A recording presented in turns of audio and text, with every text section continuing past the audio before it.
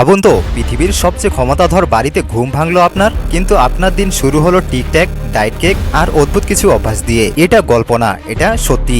এইভাবে চলতো ডোনাল্ড ট্রাম্পের এক একটা পাগলাটে দিন। এটা হোয়াইট হাউস, এখানে সবকিছু চলে কড়া নিয়মে, কিন্তু প্রেসিডেন্ট ট্রাম্পের সাপ্তাহিক রুটিন তার বাইরে। অন্যান্য প্রেসিডেন্টরা পছন্দ করেন রুটিন মাফিক কাজ, কিন্তু ট্রাম্প উনি সবকিছুই করেন হঠাৎ করে, শুধু নিজের ব্যক্তিগত অভ্যাস বাদে।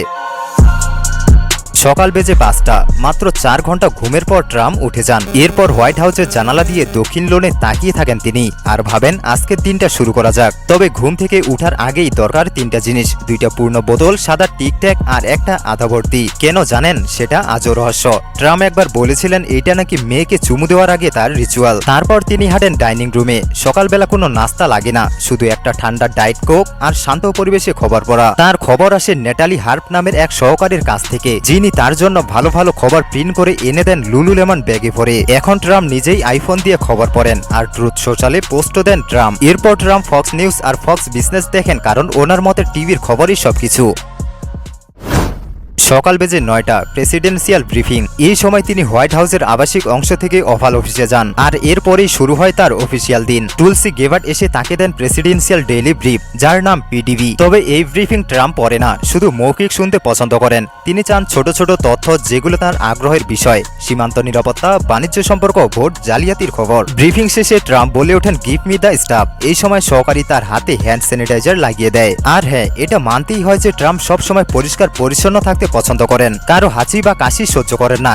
একবার মাইক মালভেন্সি নামের এক ব্যক্তিকে কাশির জন্য ওভাল অফিস থেকে বের করে দেন। সকাল 10:30 থেকে বিকেল 2টা পর্যন্ত। এই সময়টাকে বলা হয় এক্সিকিউটিভ টাইম। কোনো নির্দিষ্ট পরিকল্পনা নেই, সবকিছু স্বতঃস্ফূর্ত, কখনো ফোন কলে, কখনো বা বৈঠকে। তবে সোমবার মানেই নীতিগত কাজের দিন। আজকের মতো ট্রাম্প সই করবেন ঐবদ্ধ অভিবাসনের বিরুদ্ধে একটি আদেশ এবং চীনা পণ্যের উপর নতুন ট্যারিফ বাড়ানোর একটি নোটিশ। এরপর লাঞ্চের সময় হয়ে গেলে ট্রাম্প লাঞ্চ করেন খান মিডল অফ বা কিছুটা পোড়া স্টেক কেচাপ দিয়ে।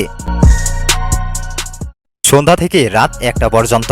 রাতের খাবার প্রায় খাওয়া হয় এফসি ডোনাল্ডস, কেএফসি বা বার্গার কিং থেকে, কারণ ওনার বিশ্বাস বড় ফ্রাঞ্চাইজি মানেই পরিষ্কার। একটা খারাপ বার্গার এমসি ডোনাল্ডসকে ধ্বংস করতে পারে। ট্রাম্পের রাতের খাওয়া দাওয়া শেষ হলে ট্রুথ সোশ্যালে আরো পোস্ট দেন, ফোনে কথা বলেন এবং প্রায় রাত 1টার দিকে ঘুমাতে যান। আর এভাবেই ট্রাম্পের পুরো সপ্তাহ চলতে থাকে। মঙ্গলবার ফরাসি প্রেসিডেন্টের সঙ্গে উত্তপ্ত ফোন আলাপ, ট্রুথ সোশ্যালে আলোড়ন তোলা পোস্ট। বুধবার হঠাৎ করে স্টক কিনতে বলেন এবং ট্যারিফে পরিবর্তন আনেন। বৃহস্পতিবার পরিবেশ সংক্রান্ত নিয়ম বাতিল করে নিজের প্রিয় আইরিশ স্প্রিং সাবান দিয়ে গোসলের প্রস্তুতি। শুক্রবার মিডিয়াতে কম কিন্তু ট্রুথ সোশ্যালে পপ সেজে ছবি পোস্ট। শেষমেশ মেরিন ওয়ানে উঠে এয়ারফোর্স ওয়ানে চড়ে যান মার আলোকের পথে। সপ্তাহে জুড়ে গলফ, ফোন আর ট্রুথ সোশ্যালে চলবে তার নিজস্ব শাসনের ধারায়।